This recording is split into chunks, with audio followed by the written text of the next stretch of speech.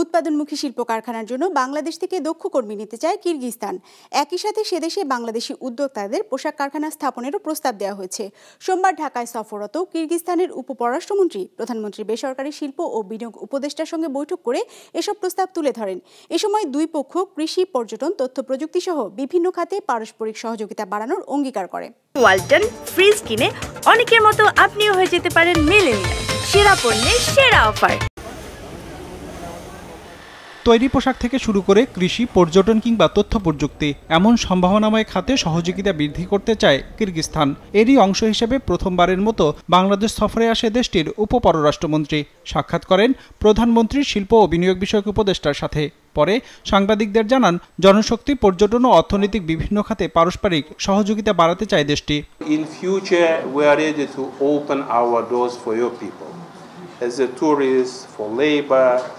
Our private sector is ready to cooperate with each other in organizing export, import operations, in investments.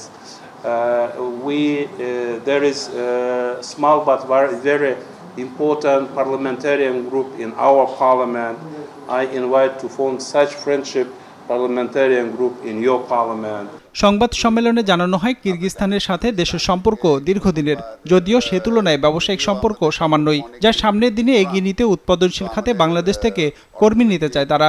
একই সাথে তথ্য প্রযুক্তি ও কৃষি খাতে একে অপরকে সহায়তার আশ্বাসও দেওয়া হয়। এ সময় দেশটিতে বাংলাদেশি উদ্যোক্তাদের তৈরি পোশাক কারখানা স্থাপনের প্রস্তাবও দেওয়া হয় ওই বৈঠকে। তারাও আইটি খাতে কাজ করতেছে, আমরা আইটি খাতে, কৃষি খাতেও আমরা কিন্তু একসাথে একজন আরেকজনকে সহযোগিতা করতে পারি, সেখানে আমরা কাজ করতে চাই। গার্মেন্ট ম্যানুফ্যাকচারিং হচ্ছে তাদের দেশে, যেটা আপনার ইউরোপিয়ান ইউনিয়নে যাচ্ছে।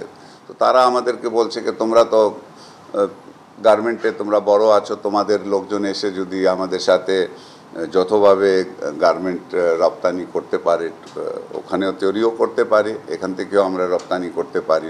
অনুষ্ঠানে জানানো হয়, কিরগিজস্তানে বাংলাদেশে 1000-এর বেশি মেডিকেল শিক্ষার্থী আছে, যা আরও বাড়াতে আগ্রহের কথা জানিয়েছে দুই পক্ষ। রঞ্জিবুল মিজান, বিজনেস রিপোর্ট, মাছরাঙা টেলিভিশন।